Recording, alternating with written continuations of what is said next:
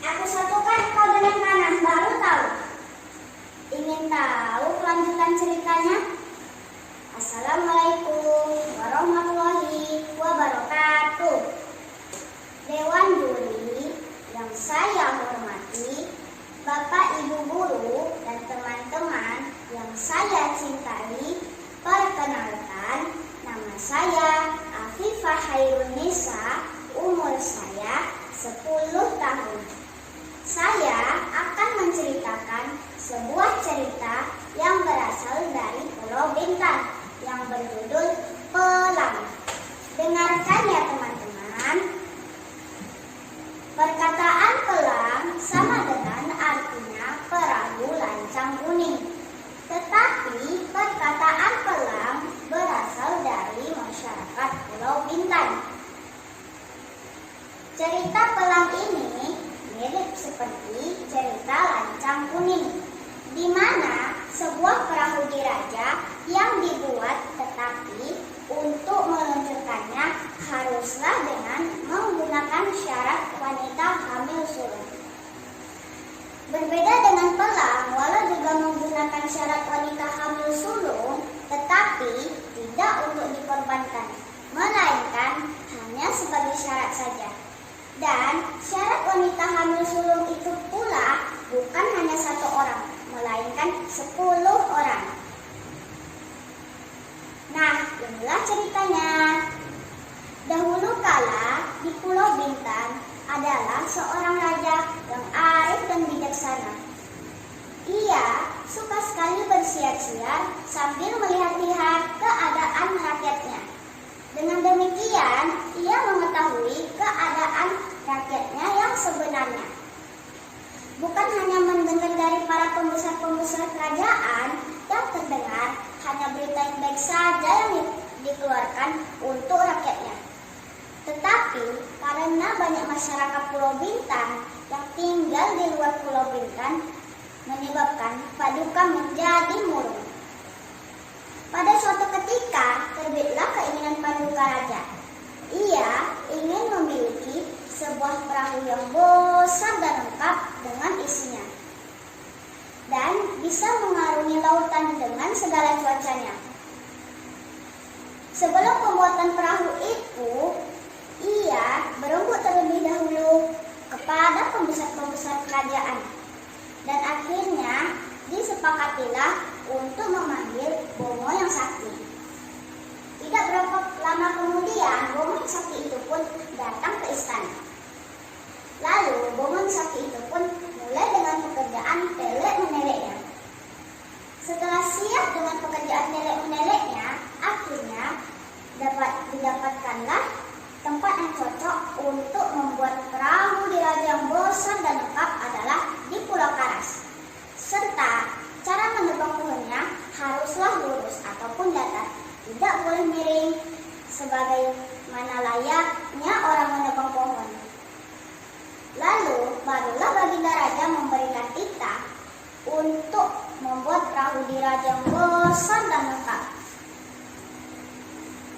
Dipanggillah orang-orang yang berpengalaman dan yang pandai. Pada saat pembuatan perahu itu, ada seorang budak lelaki yang sedang bermain-main di sekitar pembuatan perahu, dan kakinya terkena karang tali hingga kakinya terluka. Dalam marahnya si budak tersebut berkata, "Aku satukan kau dengan kanan, baru tahu," kata si budak itu.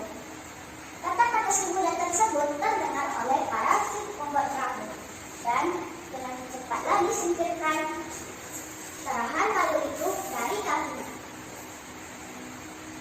Namun entah kenapa hati si pembuat perahu merasa tidak enak, tetapi tetap dikerjakannya juga. Setelah berbulan-bulan lamanya, siaplah pembuatan perahu itu. Lalu berita itu pun segera disampaikan oleh baginda raja. "Ampun debu, ampun ngampun, sembah Patik, harap diampun. Patik datang ke sini hendak memberitahu bahwa perahu tuanku yang telah siap diperbuat," kata orang itu. "Baiklah kalau begitu, berikan perintah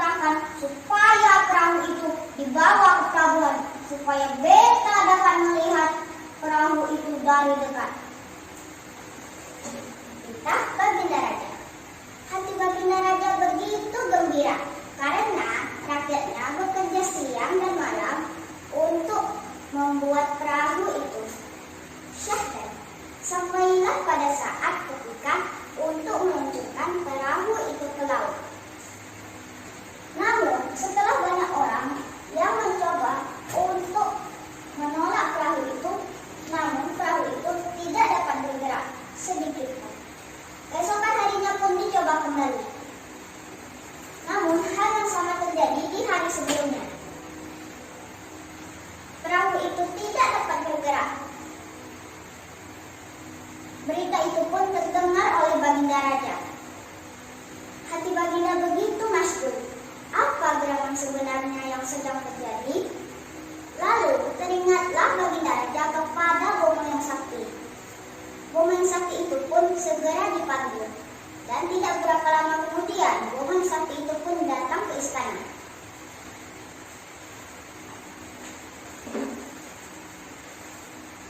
Wahai Bomo yang sakti, cobalah Bomo berikhtiar mencari penyebab kenapa perahu beta tidak dapat diluncurkan dan carilah jalan keluarnya.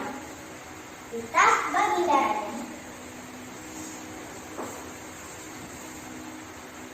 Ampun tuanku, Pati akan mencoba untuk berikhtiar mencari jalan keluar.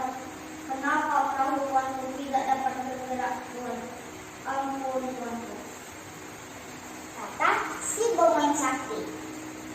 Lalu Bomo yang sakti itu pun mulai dengan pekerjaan telek-meneleknya. Siaplah dengan pekerjaan telek-meneleknya dan akhirnya ditemukanlah kenapa perahu Paduka Raja tidak dapat bergerak. Ampun tuanku, sembah Pati harap diampun. Adapun penyebab kenapa perahu tuanku tidak dapat bergerak karena sudahlah melanggar pantang larang, kata si Bomo yang sakti.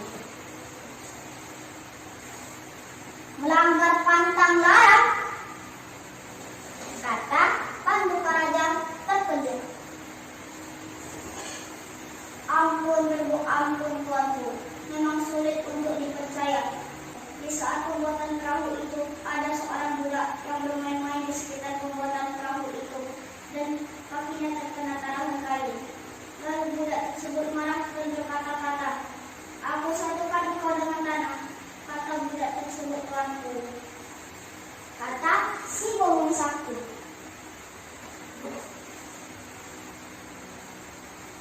Hanya karena kata-kata seorang budak dapat menyebabkan perahu beta tidak dapat bergerak, kata Paduka Raja.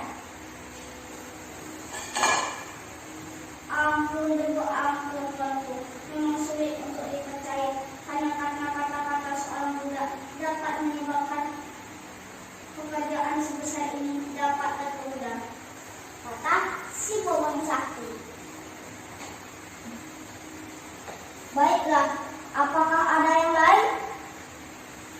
Tanya Baginda Raja. Untuk sekarang ini hanya itu tuanku, jawab Baginda Raja. Jawab si Bomo sakti agak berat.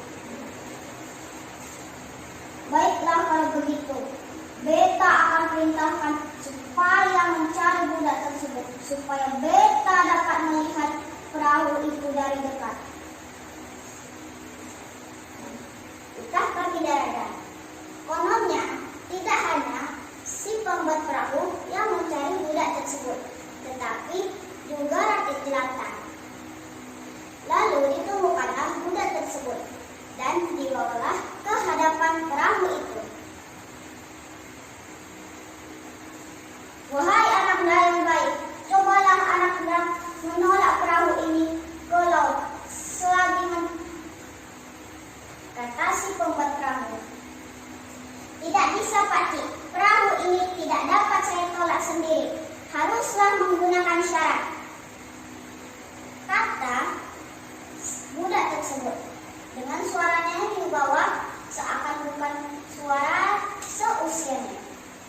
pakai syarat? Jawab si pembuat perahu terkejut. Benar Pak Cik, syaratnya ialah dengan 10 wanita hamil sulung, kata budak tersebut. Caranya bagaimana? Tanya si pembuat perahu. Caranya ialah 5 orang wanita hamil sulung di sebelah kanan dan 5 orang lagi di sebelah kiri, kata budak tersebut.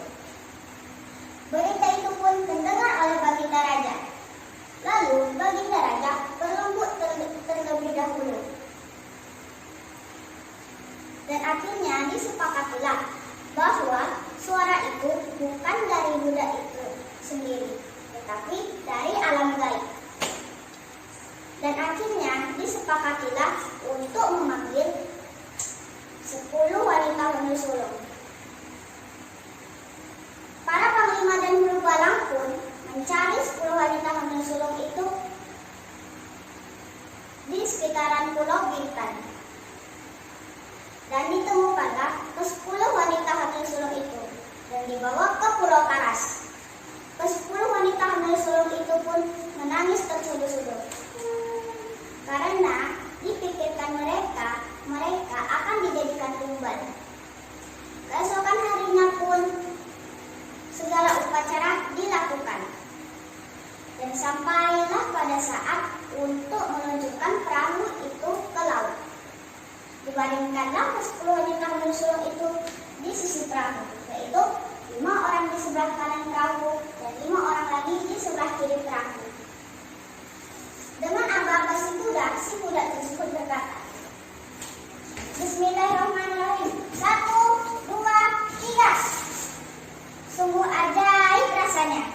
Perahu itu dapat tertolak dengan mudahnya. Padahal sebelumnya sudah banyak orang yang mencoba untuk menolak perahu itu ke laut. Tetapi sekarang bersamaan dengan itu pula, ke-10 wanita hamil sulung itu melahirkan secara serentak. Mereka melahirkan bayi yang cantik-cantik, comel-comel, dan tampan-tampan. Namun anehnya, 5 orang wanita hamil sulung di sebelah kanan melahirkan bayi perempuan dan 5 orang lagi di sebelah kiri melahirkan bayi laki-laki. Berita peluncuran perahu itu terdengar oleh Baginda Raja. Hati Baginda Raja begitu gembira karena perahu yang diimpikannya selama ini telah tersampaikan.